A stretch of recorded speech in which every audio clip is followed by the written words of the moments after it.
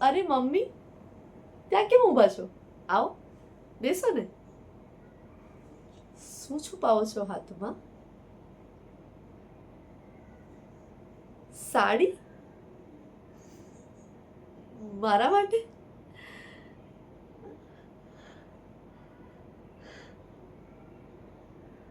બહુ જ સરસ છે મમ્મી, બહુ સરસ સાડી છે. તમને કેવી રીતના ખબર કે મને ગુલાબી કલર બહુ ગમે છે? Thank you so much mummy. પણ આની શી જરૂરત હતી? મારી માટે તમારા આશીર્વાદ જ બહુ છે.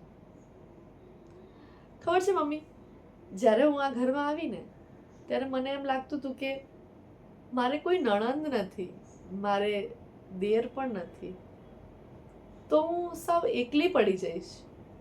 બધા મોટા તો મોટા જ છે, એટલે કોઈ મારા જેવું મારી ઉંમરનું તો કોઈ જ નથી.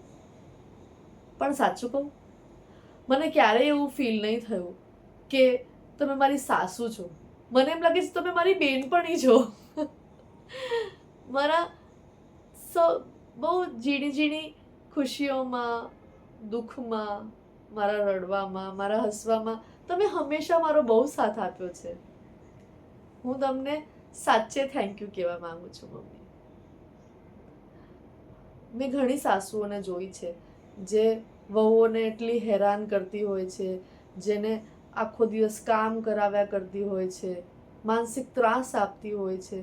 ક્યારેક એ લોકોને જોઈને એમ થાય છે કે એ લોકોનું જીવન કેટલું કષ્ટદાયક હશે. પણ તમને જોઈને ક્યારે એવું લાગતું જ નથી કે તમે મારી સાસુ છો. We are friends. Thank you mummy.